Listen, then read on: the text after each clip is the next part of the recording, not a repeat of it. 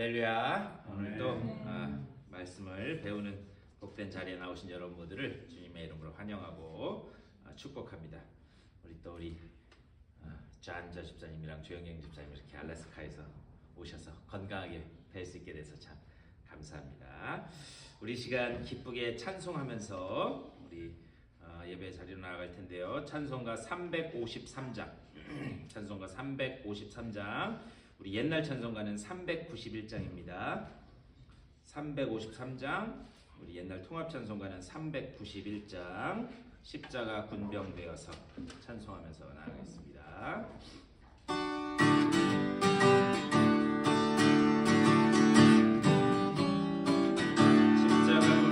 십자가 군병되어서 예수를 따를 때 무서워하는 마음으로 그 모른 채 할까 나의 주 그리스도 나를 속량했으니 나 십자가를 벗으니 저 멸류관쓰리 눈성도 피를 흘리며 큰 싸움 하는데 나 어찌 편히 누워서 상같이 바랄까 나의 주 그리스도 나를 속량했으니 나 십자가를 벗으니 저 멸류관쓰리 이제 악한 세상에 수많은 원수들 날 유혹하고 했지만 내 주만 따르리 나의 주 그리스도 나를 속량했으니 나 십자가를 벗으니 저 멸류관쓰리 나 멸류관을 쓰려고 못 맞춰 싸울 때 주 내게 용기 주시서 이기게 하시네 나의 주 그리스도 나를 속량했으니 나 십자가를 벗으니 저 멸류관쓰리 승리의 그날 이르러 십자가 군병들 개가를 불러 영광을 주님께 돌리리 나의 주 그리스도 나를 속량했으니 나 십자가를 벗으니 저 멸류관쓰리 우리 그대로 받을 은혜를 사모하는 마음 가지고 다 같이 준비하며 기도하겠습니다. 다 같이 기도하시겠습니다. 주님의 크신 사랑과 은혜를 감사드립니다. 아버지 오늘 이 아침에 저희들 불러주셔서 주님의 말씀 나누게 하시니 감사를 드립니다.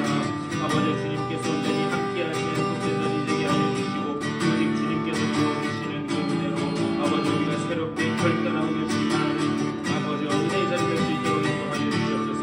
이의 길을 열어주시고 아버지 우리의 마음을 열어주시는 복된 그 은혜를 지어주세요 주시옵소서. 주님의 은혜를 감사드립니다. 오늘 이 수요일 아침에 또 저희들의 발걸음을 주의 전으로 인도하여 주시고 또 주님의 말씀을 배울 수 있는 시간 허락하여 주시니 감사를 드립니다. 아버지여 말씀이 우리의 소망이고 능력이고 또한 우리가 걸어가는 그 길 가운데 등이 됨을 깨닫게 하여 주시고 말씀에 우리들의 삶을 계속해서 비춰보면서 우리가 어떤 길로 가고 있는지 또 계속해서 생각하면서 주님 이끄시는 그 길로만 순종하며 나아가는 복된 시간 될 수 있도록 인도하여 주시옵소서. 오늘도 말씀을 나눌 때에 우리들의 지혜를 열어주셔서 주님의 말씀이 들려지게 하여 주시고 또한 그 말씀이 온전히 우리를 살리는 생명의 말씀으로 다가옴을 맛보는 복된 시간 될 수 있도록 인도하여 주시옵소서. 감사하고 우리 주 예수 그리스도의 이름으로 간절히 기도드리옵나이다. 아멘. 우리 하나님 말씀 보시겠습니다. 요한계시록 6장 말씀 보시겠습니다.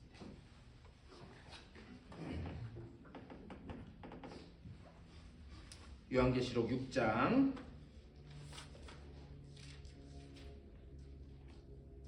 우리 1절 말씀.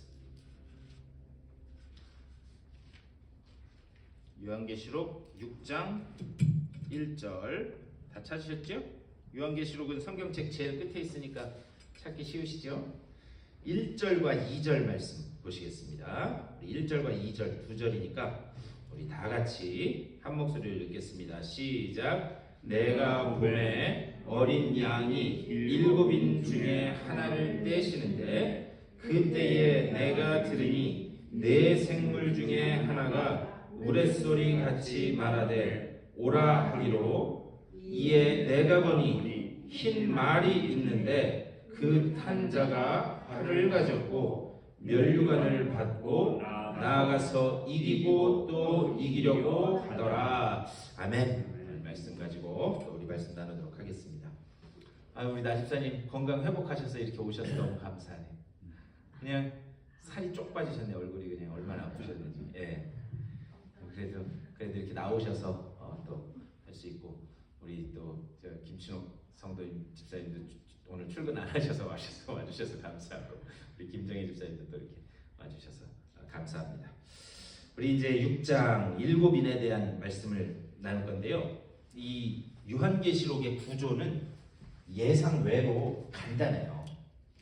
요한계시록은 계속 7이라고 하는 이 7이라고 하는 숫자가 계속 반복됩니다. 그래서 첫 번째에 이 7이라는 숫자가 반복되면서 첫 번째 했던 게 뭐예요? 7? 네, 7 교회에 대해서 말씀 나눴어요. 기억나세요? 7교회? 네. 지적하시는 말씀이 뭐였는지 기억나세요? 전한 저도 가물가물해서 오늘 아침에 다시 찾아봤는데 기억나세요? 한번 복습 한번 해볼까요? 자, 첫 번째 에베소 교회. 에베소 교회의 문제점이 뭐였다고요? 첫사랑. 네, 첫사랑은 이렇대요. 그게 무슨 말이냐? 거기는 진리의 말씀 아주 잘 받아들였어요. 그래서 진리의 말씀을 가지고 진리 외치고 싸웠는데 진리만 외치고 싸우다 보니까 어떻게 했어요? 첫사랑. 진리도 사랑을 위한 진리가 되어야 되는데 아니다고 하는 거를 그냥 가차없이 잘라버리는 그 첫사랑을 잃어버렸다라는 그 책망을 받았습니다. 자, 두 번째 교회가 어디예요? 서머나교회. 서머나교회는 어떤 교회였는가? 서머나교회는 아주 그냥 연약한 교회였음에도 불구하고 거기에서 순교의 제물이 나왔다. 순교의 제물. 그 초대교회의 이 교부라고, 이 신학적인 용어로는 교부라고 그러는데 교회의 어른들 중에 폴리캅이라고 하는 분이 계셨어요. 그런데 그분이 지금으로 치면 그 서머나교회의 담임 목사님이었습니다. 그런데 그분이 말씀을 증거하다가 이게 다 이 초대 기독교 역사에 다 나오는 거예요. 말씀을 증거하다가 로마 이 군인들한테 잡혔어요. 그런데 그분이 워낙 인품이 그 서머나 지역에 잘 퍼져 있었기 때문에 예수를 안 믿는 사람도 그분이 어떤 분인지를 알 정도였어요. 그래서 이 서머나 주 정부에서 당신이 나 예수를 모릅니다 한 번만 하면 그러면 살려주겠다. 예수를 모릅니다 그 한마디만 해라. 그렇다고 해서 당신이 예수를 안 믿는 것도 아니라는 거 우리 다 안다. 하지만 그거를 상징적으로 보여주기 위해서 예수를 모른다라고 한마디만 하면 그러면 당신 목숨은 살려주겠다라고 그렇게 이 서머나 주 정부에서 이야기를 한 거예요. 그때 나는 유명한 말이 뭐냐? 내가 지금 80이 다 되어가는 이 나이 동안 우리 주님은 나를 모른다고 한 번도 말씀하지 않으셨는데 내가 그 몇 년 더 살겠다고 일평생 나를 모른다고 하지 않은 그 주님을 모른다고 한다? 나는 그거 절대 할 수 없습니다 라고 하고 화형, 불이 막 되는 거길로 이렇게 쓱 걸어 들어가셨다라고 하는 그 기록이 초대교회 역사에 나와요. 그런 순교의 역사가 있었던 곳이 바로 서머나 교회였습니다. 자, 세 번째로 버가모. 버가모 교회. 제가 그 버가모 교회 얘기하면서 그것도 말씀드렸죠. 명품 중에 뭐 페레가모 가죽으로 뭐 유명하다고 뭐 그런 얘기했었죠. 버가모 교회는 어떤 곳이었는가? 버가모 교회의 문제점은 니골라당, 니골라당의 그 교훈을 따랐다 그렇게 말씀드렸어요. 니골라당의 교훈은 뭐냐? 아주 적은 진리 앞에서 무너지는 합리주의를 따르는 거예요. 그래서 엄청나게 큰 대의를 앞두고는 잘 버텼어요. 그런데 적은 진리를 가지고 무너진 교회가 바로 버가모 교회였다 말씀드렸습니다. 자, 그리고 네 번째 어떤 교회예요? 예? 네, 두아디라 교회 하면 뭐? 음녀 이세벨. 음녀 이세벨은 제가 말씀드렸어요. 아마도 많은 학자들은 그 교회 목사님 사모님이 아니었을까라고 그렇게 얘기를 한다고 그래요. 그런데 이 두아디라 교회의 문제점은 뭐냐? 거기에 당시에는 예수를 믿는다는 것은 일반 경제 생활을 할 수 없는 그런 어려움이 있었어요. 그리고 이 뭐 음식이나 아니면은 경제 생활이나 이 모든 걸 하기 위해서는 반드시 우상 신전에 드려졌던 그 재물을 가지고 먹게 되어 있었습니다. 그런데 그 음녀 이세벨, 누군지는 알 수는 없지만 그분이 아니 그거 해도 돼 그냥 주님 모른다고 잠깐 해 그거 그리고 먹어도 돼 그거 한다고 당신이 하나님 안 믿는 것도 아니잖아. 그러니까 그냥 하고 그리고 어쨌든 먹고는 살아야 되잖아. 그러니까는 우선 살고 나서 가야 되니까 그냥 나는 그거 다 받아들일 수 있습니다 라고 하고 그리고 교회 와서 열심히 신앙생활 해. 그러니까 이것도 그 니골라당의 합리주의랑 거의 비슷한 거예요. 그래서 이 우상에게 드려졌던 재물을 먹는 그런 문제 때문에 이 문제가 있었던 교회가 바로 이 두아디라 교회입니다. 그 다음에 다섯 번째로 사대교회. 사대교회는 문제가 뭐였다고요? 사대교회 네가 살았으나 실상은 뭐라고요? 죽은 자로다. 살아있다라고 하는 이름은 있지만 실제적인 그 삶에 들어가 보면 실상은 죽은 자로다. 그 책망을 받았던 교회가 그 책망만 있는 교회가 사대교회입니다. 자, 다음으로 여섯 번째 빌라델비아 교회. 빌라델비아 교회의 칭찬은 무엇이었는가? 너희가 적은 능력을 가지고도 믿음을 지켰다 그거였어요. 적은 능력이라고 하는 것은 진짜 능력이 크다 작다가 아니라 진짜 아무것도 없는 그 정말 보잘것없고 별 볼 일 없는 그 상황 가운데서도 믿음 붙드는 것 놓지 않았다. 그 칭찬을 받은 교회가 빌라델비아 교회였다 말씀드렸어요. 그리고 마지막 일곱 번째 라오디게아 교회. 라오디게아 교회는 뭐라고요? 이건 가장 최근에 한 거잖아요. 2주 전에. 너희가 차든지 덥든지 하라. 그래서 제가 말씀드렸어요. 왜 차든지 덥든지 하라라는 이야기가 나왔는지. 히에라폴리스라고 하는 곳에서 온천수가 쭉 이렇게 물이 부족해서 받았는데 수로를 타고 오던 이 온천수가 라오디게아 교회쯤 오면 어떻게 된다고요? 다 식어서 미지근해졌다는 거예요.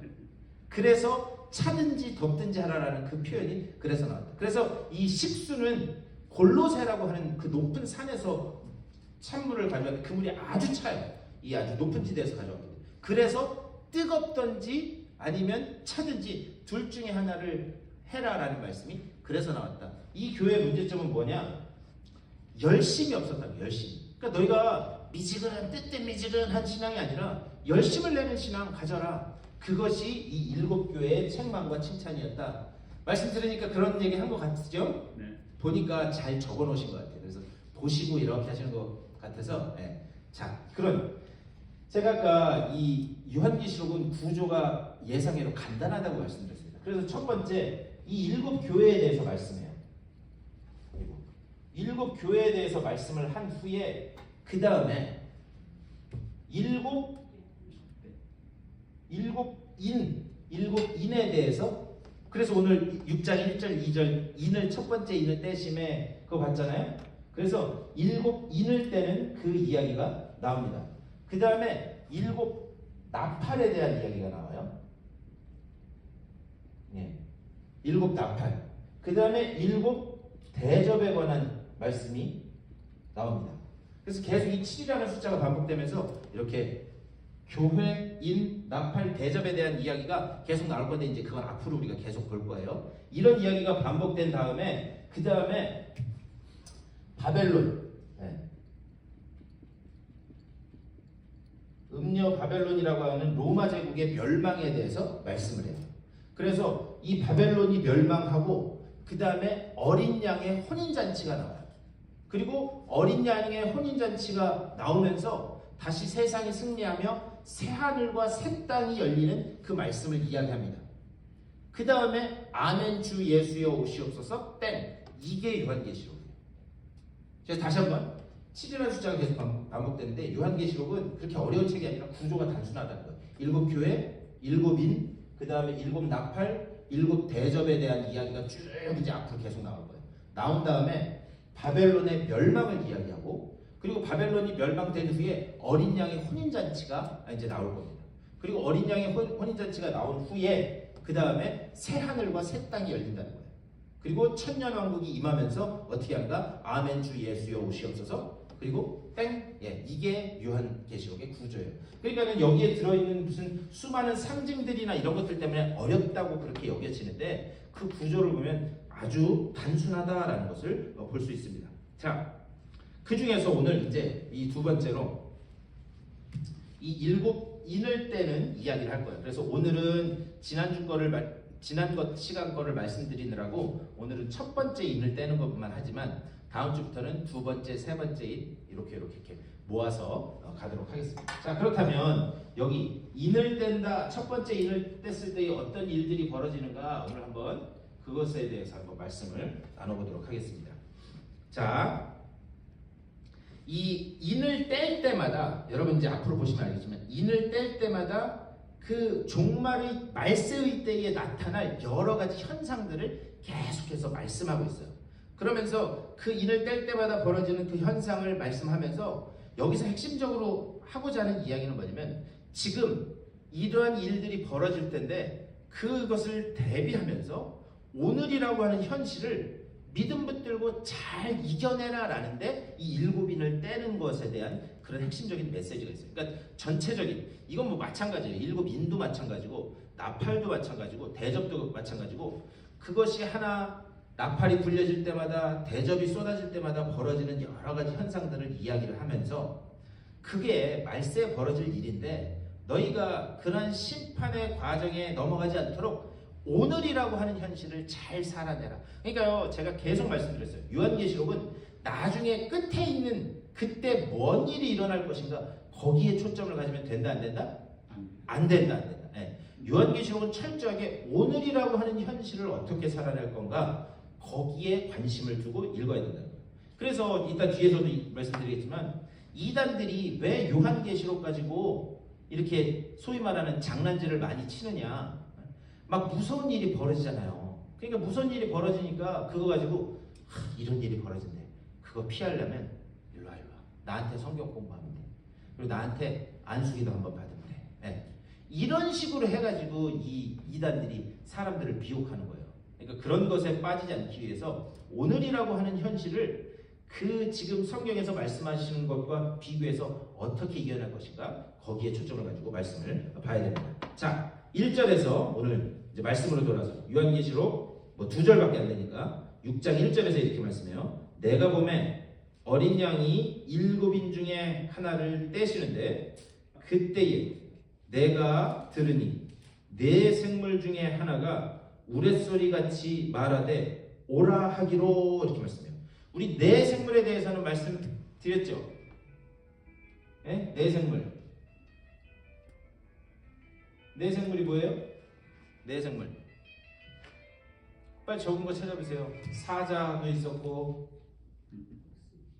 네? 독수리도 있었고, 또 뭐도 있었죠? 사자 같고, 독수리 같고, 사람 같고, 또 뭐 있었어요? 네? 우리 지난주에 봤는데 송아지? 예, 송아지 같고 예. 자, 이 네 생물들이 하늘 보좌 그 주변에 있었다는 거예요. 그런데 이 네 생물이 첫 번째 인을 떼자 소리를 쳤는데 뭐라 그랬다고요? 오라 하기로 그러면서 2절에 이렇게 말씀해요. 이에 내가 보니 흰 말이 있는데 그 탄 자가 활을 가졌고 면류관을 받고 나아가서 이기고 또 이기려고 하더라 이렇게 말씀해요. 자 여기에 뭐가 나오느냐? 뭘 탄 사람이? 예. 흰 말을 탄 자가 이렇게 말씀해요. 자, 이 흰 말을 탄 사람이 누굴까요? 누굴 것 같으세요, 여러분? 예? 예. 흰 말을 탄 자 이렇게 얘기하는데 우리가 흔히 흰 말을 탄 자를 예수님이라고 그렇게 많이 오해를 하고 있어요. 제가 이렇게 질문하면 예수님이겠어요, 아니겠어요? 아니지. 네, 아니니까 얘기하겠죠. 야, 우리가 왜 그러면 이 6장에 나오는 흰 말을 탄 사람을 예수님이라고 오해하는가?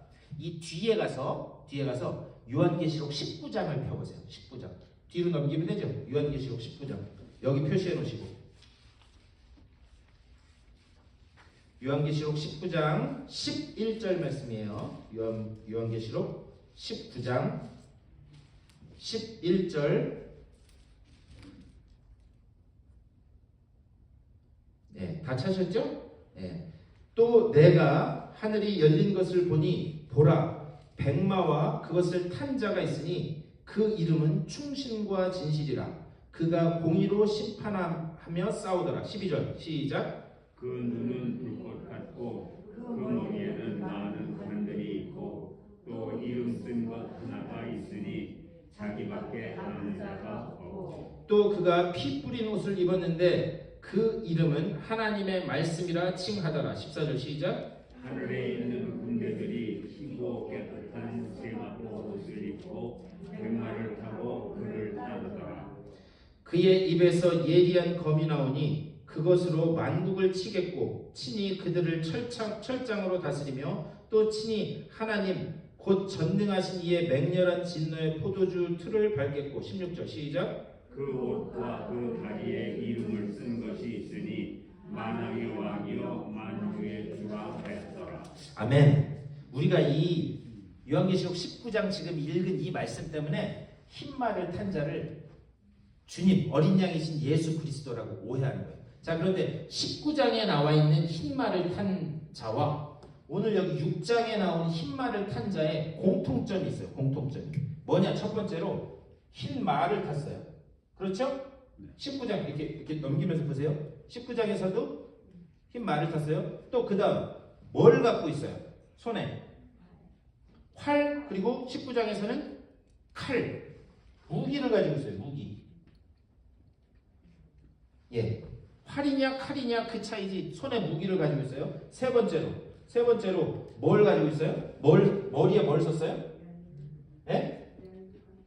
예, 머리에 면류관을 썼어요. 사실 이 면류관이 두 번째인데 흰 말을 탔고 면류관을 썼고 손에 무기를 들었어요. 세 가지가 공통점이 있죠? 네, 있어요. 나중에 다시 한번 이렇게 찾아보시면 돼요. 그런데 우리가 한 가지 오해하는 것 중에 하나가 뭐냐면 면류관, 한국말로는 면류관이라고 했으니까 그냥 똑같은 관이겠거니 이렇게 생각을 합니다. 그런데 여기 6장에 나오는 면류관이라고 하는 헬라어 단어는 스테파노스라고 하는 단어를 써요. 단어는 모르셔도 돼요. 근데 그 의미는 아셔야 돼요. 그 스테파노스는 무슨 의미냐면 경기나 전쟁에 나가서 승리한 선수나 장군에게 씌워주는 관을 스테파노스 면류관이라고 이야기해요. 이해가 되세요? 지금? 이해가 된다 안 된다? 됩니다. 네. 그러니까는 6장에서 말하는 면류관은 운동 경기 나가거나 전쟁에 나갔다가 승리하고 돌아온 사람한테 쓰여주는 관, 그게 스테파노스라고 하는 면류관입니다. 그런데 19장에서의 이 면류관은 단어가 틀려요. 한국말로 똑같지만 디아데마타라고 그래요. 디아데마타. 그건 무슨 뜻이냐면 실제 이제 왕으로 등극한 사람이, 여러분 대관식 하는 거 영화 이런 데서 보셨죠? 대관식 할 때 머리에 뭐 중세 시대에는 추기경이나 뭐 아니면은 교황 이런 사람이 와서 관을 씌워줬잖아요. 그러니까 실제적으로 왕권을 가진 사람에게 씌워주는 그 관이 디아데마타라고 하는 그런 단어예요. 그러니까 그 면류관이 쓴 게 같아요, 달라요? 달라. 예. 그 쓴 게 다릅니다. 자, 그리고 손에 무기를 들었다고 했어요. 손에 무기를 들었는데, 자, 6장에 나오는 그 흰말을 탄 사람은 무슨 무기를 들었어요? 활을 들었다고 했어요. 활. 자, 여러분 성경책 여기 딱 이렇게 놓으시고, 여기 딱 이렇게 표시해 놓으시고, 자, 우리 구약 성경 에스겔서 한번 가보시겠습니다. 구약 성경 에스겔 39장. 이게 몇 쪽에 있냐면요. 구약 성경 에스겔 39장. 구약 성경 성경책 위에 페이지 있죠? 39장.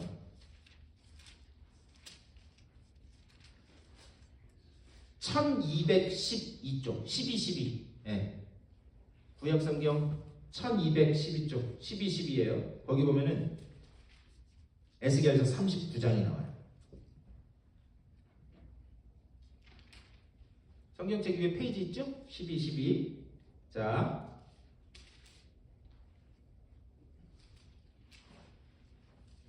(1212쪽) 몇 장이요? 39장. 39장. 네, 39장. 천천히 찾으세요. 39장 1212쪽 12. 예. 여러분 성경책도 성경책 위에 페이지 수가 있어요? 네. 밑에 있는 성경책도 있나요? 페이지 수가? 밑에 있는 성경책도 저는 본 기억이 없어요. 주로 성경책 위에 페이지가 있는 것 같아요. 예. 자, 39장 에스겔 39장 1절 말씀입니다. 그러므로 인자야 너는 고객에 예언하여 이르기를 주 여호와께서 이같이 말씀하시되 로스와 메섹과 두발 왕 고가 내가 너를 대적하여 2절 시작 너를 돌이켜서 이끌고 북쪽 끝에서부터 나와서 이스라엘 산 위에 이르러 네, 3절도 다 같이 읽겠습니다. 시작 내 활을 쳐서 내 왼손에서 떨어뜨리고 내 화살을 내 오른손에서 떨어뜨리리니. 네, 아멘. 자, 제가 설명을 드릴게요. 이게 지금 무슨 얘기인가 하면 이 북쪽 지역에 마곡이라고 하는 그런 나라가 있었습니다. 북쪽 지역에 마곡이라고 하는 나라가 있었는데 그 나라의 왕 이름이 곡이었어요. 한 글자 곡이었어요. 자, 북쪽 지역에 마곡이라고 하는 그 나라의 이 왕 이름이 곡이라고 하는 사람인데 그 곡이라고 하는 사람이 어떻게 했냐면 북쪽에서 내려와서 이스라엘 백성, 하나님의 백성을 공격하기 시작했습니다. 그런데 그 공격할 때 가지고 나왔던 무기가 뭐였냐면 활이었어요. 활. 네. 그래서 성경에서 이 인간이 활을 사용한다라고 하는 것의 의미는 하나님이 활을 사용하는 것과는 의미가 좀 틀려요. 네. 하나님이 활을 사용한다라고 하는 그 캐셰트라고 하는 것은 무지개를 상징하는데 그 의미가 아니고 인간의 입장에서 활을 사용하고 또 그걸 가지고 하나님의 백성을 공격한다라고 하는 것은 뭐냐면 항상 하나님을 대적한다라는 것을 상징적으로 이야기할 때 활을 쏘는 자라고 그렇게 이야기합니다. 다시 한번. 그러니까 인간 입장에서 하나님의 백성을 공격하는 것은 뭘 공격하는 거랑 똑같은 거냐면 하나님을 공격하는, 하나님을 대적하는 행위랑 똑같은 거라는 거예요. 그런데 그때 항상 사용했던 무기가 뭐다? 활이라는 거예요. 활. 그런데 6장에 나오는 이 흰말을 탄 사람이 손에 든 게 뭐였다고요? 활이다. 네. 자, 이걸 기억하시고 그리고 자 이제 다시 원래 자리로 넘어가서 요한계시록. 아까 이렇게 표시해 놓으셨죠? 네. 요한계시록 9장. 오늘은 좀 이렇게 왔다 갔다 많이 해야 돼요. 왜 그러냐면 제가 왜 이렇게 여기저기 찾아보냐면 성경에 나와 있는 걸 직접 확인해야 될 거 아니에요. 확인 안 하면 그냥 제가 꾸며서 얘기한다고 그래도 여러분 저를 하도 믿으실 것 같아서 제가 직접 확인시켜 드리는 거예요. 자, 9장. 요한계시록 9장. 요한계시록 9장 10절. 요한계시록 9장 10절 다 찾으셨어요? 예. 자, 9장 10절과 11절 말씀 두 절입니다. 다 같이 읽겠습니다. 시작. 또 전갈과 같은 꼬리와 쏘는 살이 있어 그 꼬리에는 5달 동안 사람들을 해하는 권세가 있더라. 그들에게 왕이 있으니 무적행의 사자라. 히브리어로는 그 이름이 아바돈이요 헬라어로는 그 이름이 아볼로온이더라. 아멘. 자, 전갈과 같은 그런 꼬리와 성경에서 전갈이 또 상징하는 건 뭐냐면 전갈은 쏘잖아요. 이거를 하나님을 대적해서 하나님을 향하여 쏜다라는 의미로 이 전갈도 항상 부정적인 의미로 항상 사용이 됩니다. 그런데 그 전갈과 같은 꼬리에 뭐가 있대요? 쏘는 살이 있대요. 그게 뭐냐면 화살을 이야기한 거예요. 여기 지금 쏘는 살이라는 말이 화살을 이야기하는 겁니다. 그래서 그 꼬리에는 5달 동안 사람을 해하는 권세가 있더라. 여러분 5달 동안 사람을 해하는 권세가 있다는 거는 영원히 지속된다는 거예요. 어느 정도 일시적인 기간이 있다는 거예요. 네, 그러니까 하나님이 그냥 하나님을 대적하는 그 자들이 일시적인 그 시간 안에서 하나님을 대적하도록 그냥 하나님이 내버려 두신다는 이야기예요. 그런데 그것이 영원하다 아니면은 끝이 있다? 끝이 있다라는 거예요. 네, 그래서 5달 동안 사람을 해하는 권세가 있더라. 그들에게 왕이 있으니 무적행의 사자라. 히브리어는 뭐래요? 아바돈. 헬라어로는 그 이름이 뭐라고요? 아볼론이래. 네. 자, 이게 이렇게 들으면 조금 어렵지만 여러분이 잘 아시는 이름이에요. 이게 그거를 이렇게 번역한 거예요. 그게 뭐냐면 아폴로라는 거예요. 아폴로. 여러분 아폴로라고 하는 신 들어보셨어요? 그리스 로마 신화에 나오잖아요. 아폴로 신. 네, 아폴로 신. 태양의 신인 아폴로 신. 네? 그 아폴로 신을 히브리어로는 아비돈 그리고 헬라어로는 아볼론이라고 그렇게 부른대요. 그런데 이 아폴로 이 신은 항상 무기를 뭘로 가지고 다녔냐면 활을 무기로 가지고 다녔어요. 그래서 이 아폴로 신의 그 신상을 보면 항상 활을 가지고 이렇게 쫙 쏘는 그런 이 신상들이 많이 있습니다. 여러분 저기 가보셨어요? 루브르 박물관? 이름은 들어봤나? 루브르 박물관? 프랑스? 네, 제가 그 가봤거든요. 예전에 배낭여행하면서 가봤는데 이 프랑스 사람들은 안 보이지? 나쁜 놈들이에요. 네? 뭐 그리스고 어디고 쳐들어가서 다 뺏었어. 그런데 거기에 아폴로 신의 이 신상이 있는데 그 신상들 보면 대부분 무릎을 하나 꿇고 하늘을 향해서 활을 쏘는 그런 모습이 많이 있습니다. 그러니까 아폴로 신이 제일 가지고 다녔던 무기가 활이에요. 그런데 로마의 황제들이 자기는 신이라고, 나는 신적인 존재다 라고 그렇게 보여주기 위해서 항상 그 문양, 그 깃발이나 이런 문장 가운데 활을 새겨 넣었어요. 그래서 나는 신적인 존재다 라는 그것을 나타냈습니다.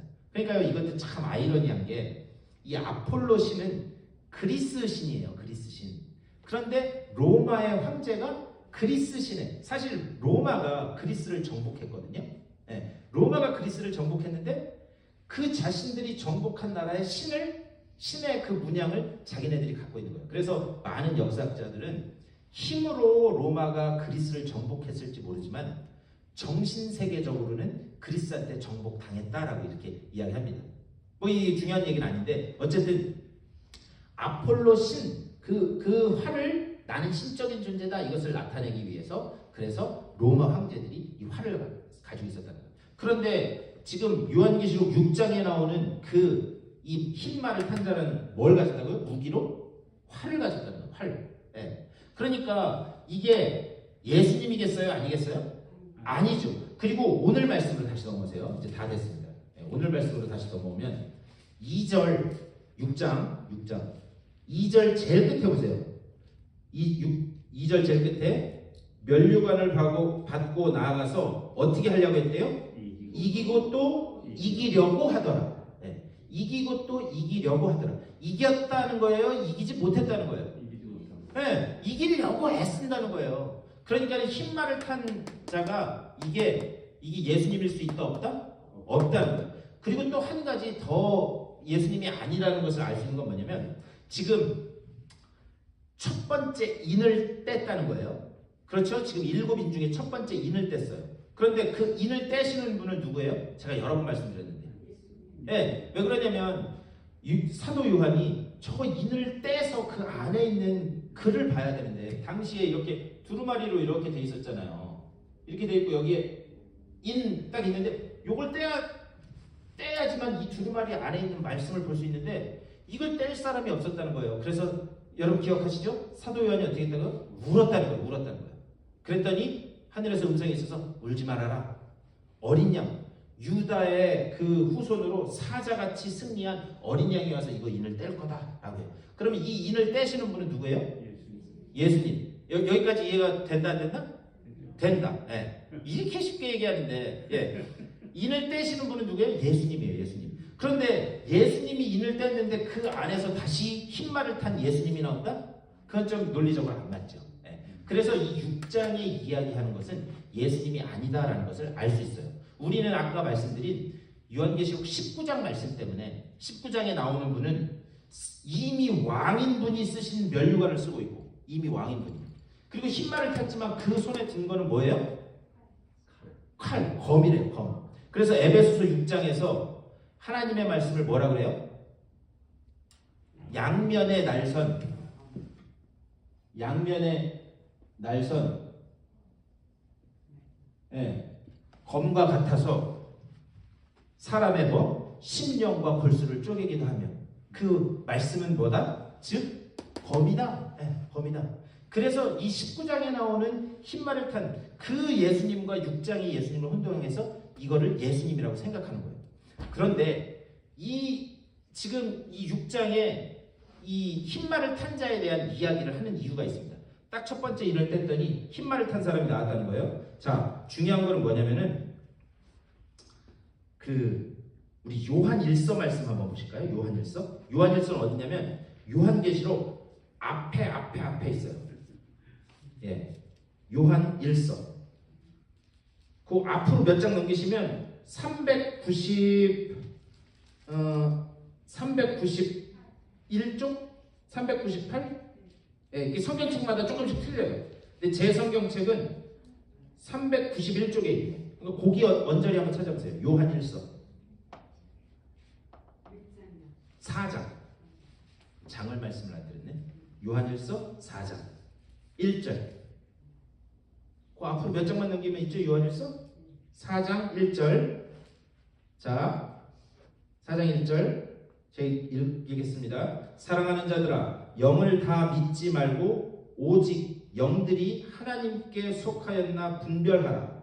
많은 거짓 선지자가 세상에 나왔습니다. 2절 다 같이 읽겠습니다. 시작. 이로써 너희가 하나님의 영을 알지니 곧 예수 그리스도께서 육체로 오신 것을 시인하는 영마다 하나님께 속한 것이 우리 3절 다 같이 읽겠습니다. 시작. 예수를 시인하지 아니하는 영마다 하나님께 속한 것이 아니니 이것이 곧 저 그리스도의 영이니라.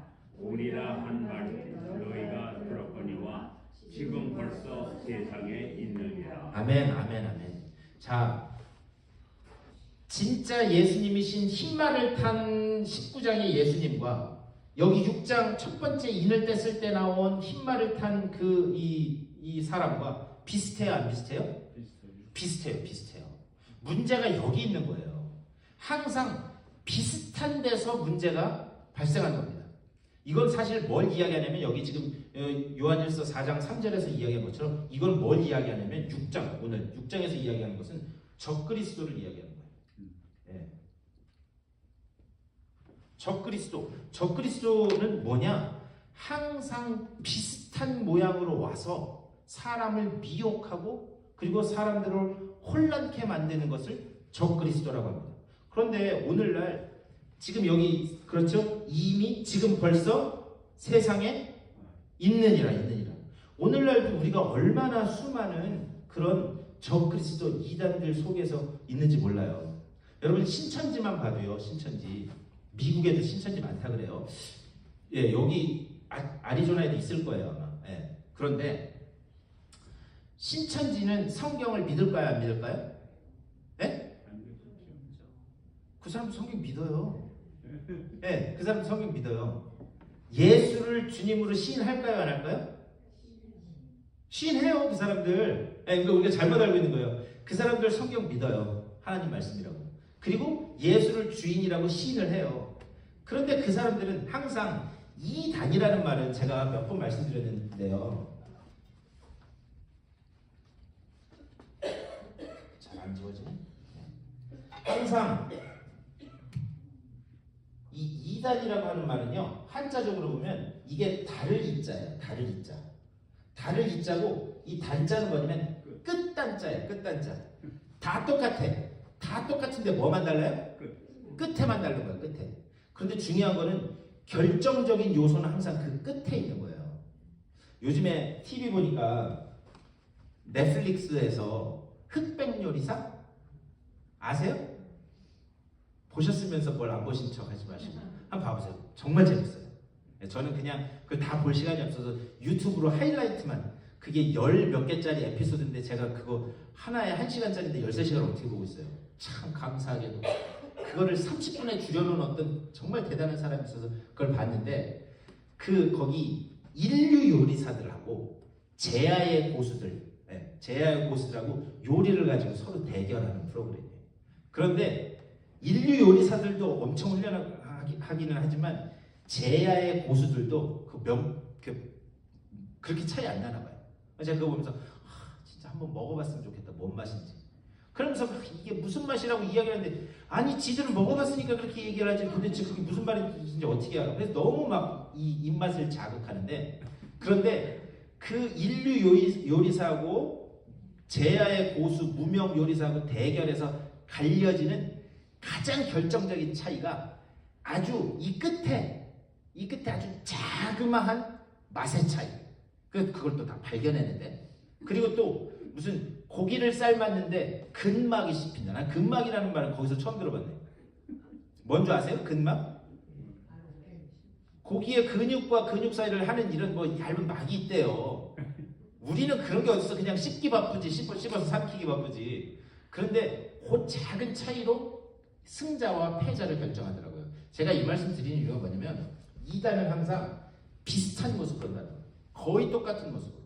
그래서 우리가 그 작은 끝의 차이를 발견하는 게 중요한데, 그래서 여기 지금 아까 요한 1서 4장 말씀 읽었는데요. 거기서 분별하라라는 말씀이에요. 분별하라. 그러니까 분별도 성령께서 주시는 지혜로 하는 거예요. 근데 중요한 건 뭐냐면은 디모데후서 자, 앞쪽으로 넘기시면 돼요. 앞쪽으로. 디모데후서가 어디냐면 신약성경 343쪽 2장, 디모데후서 2장. 네, 앞으로 조금만 더 넘기시면서 343쪽 디모데후서 2장.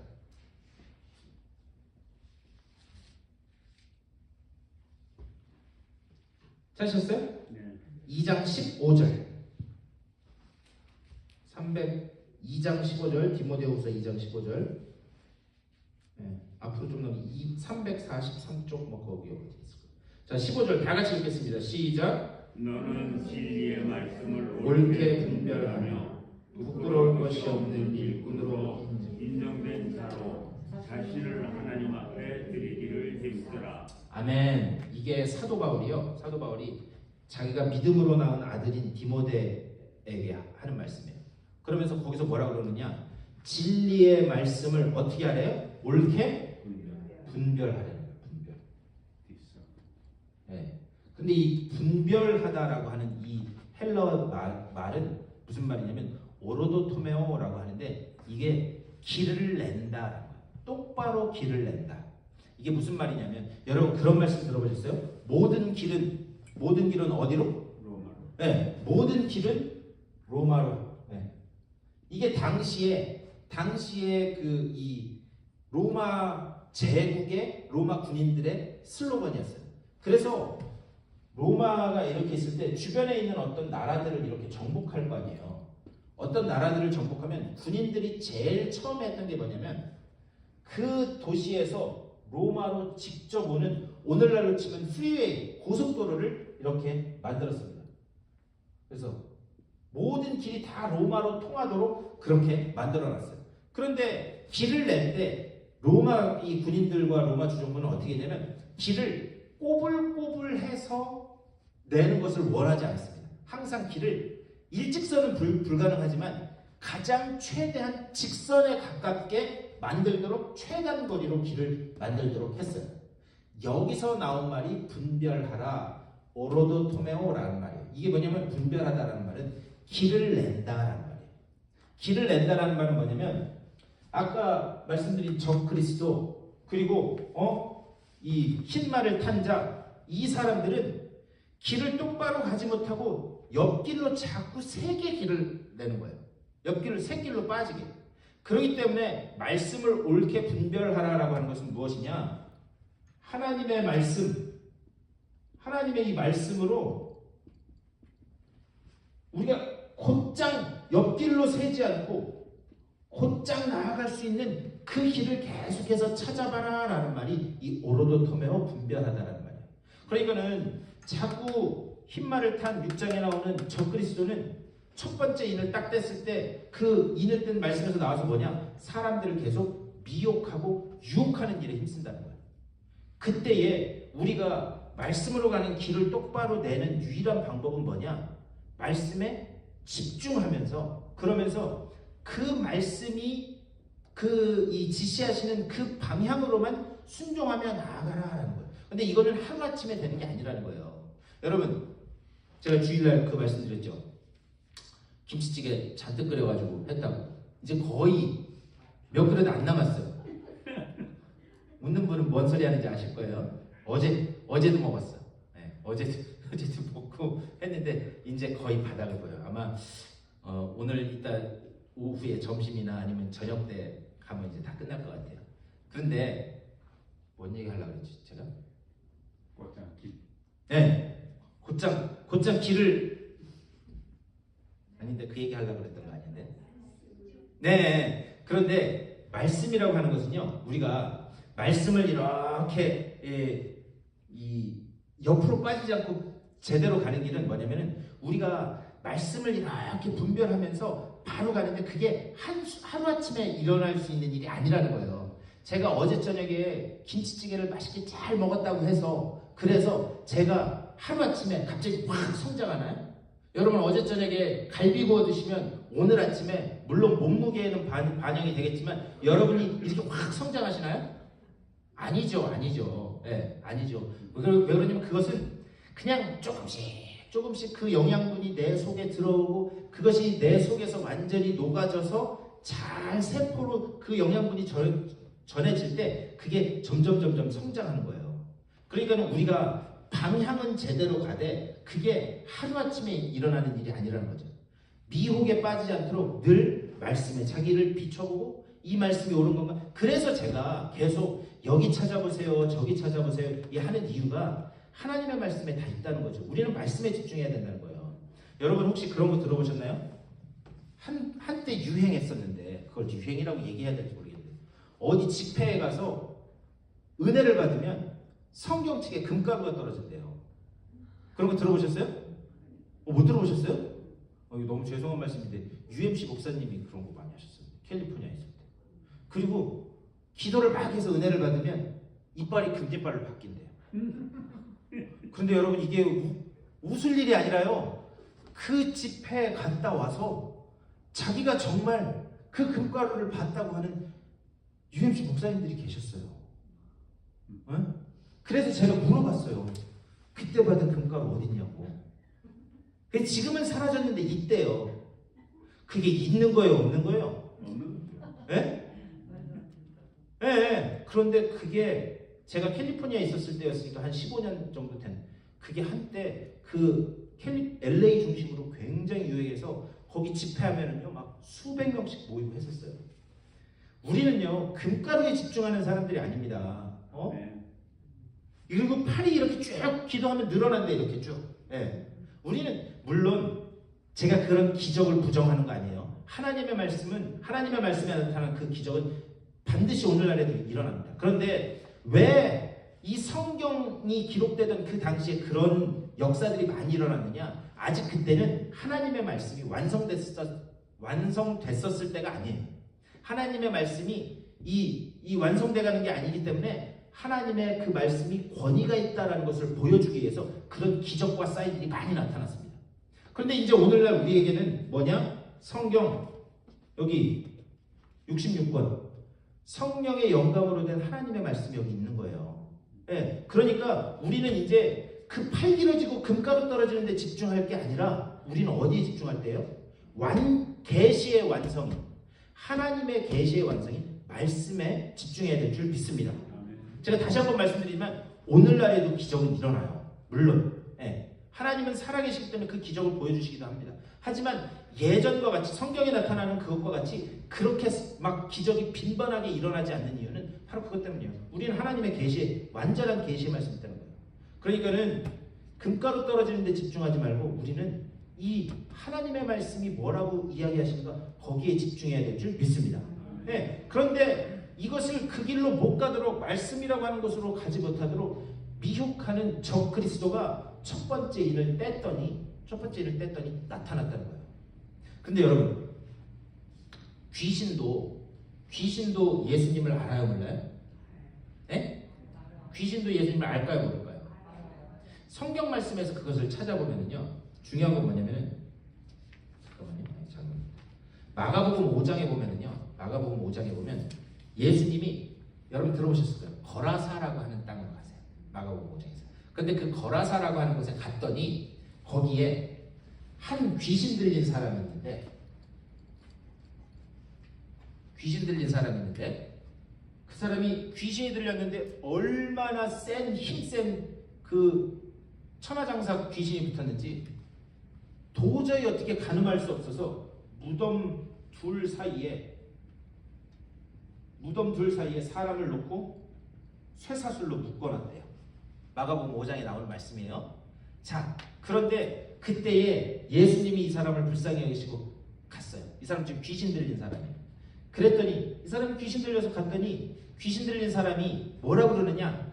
하나님의 아들이여 예수여 어찌하여 나를 괴롭히십니까? 그렇게 하는 거예요.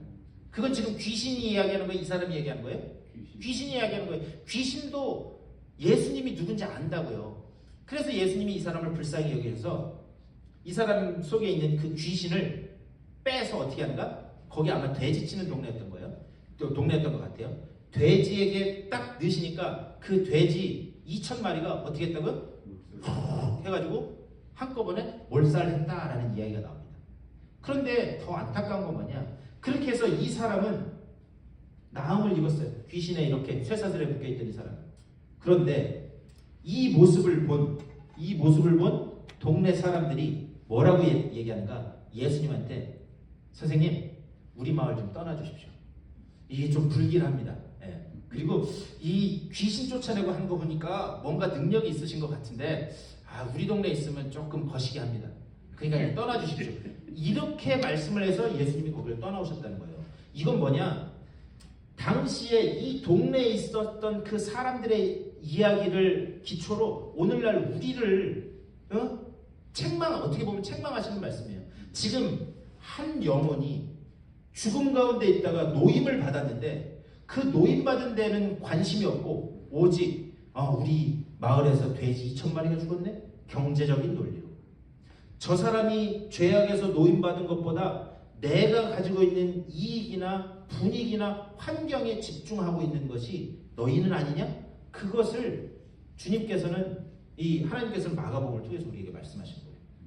그러니까 우리가 중요한 건 뭐냐? 우리가 말씀에 집중하되 그 말씀이 우리 한 사람 한 사람에게 어떻게 세밀하게 말씀하셔서 그 영혼을 살리시는가, 우리는 오직 거기에만 집중해야 될 줄 믿습니다. 오늘 이 첫 번째 인을 떼는 이 이야기를 통해서 그걸 말씀하는 거예요. 오직 너희가 말씀에 집중하면서 유혹으로 가득 차 있는 거기에서 너희가 다른 길로 새지 않도록 말씀이라고 하는 그 길로 분별하여 직선으로 나아가라. 지금 그것을 말씀하고 있어요.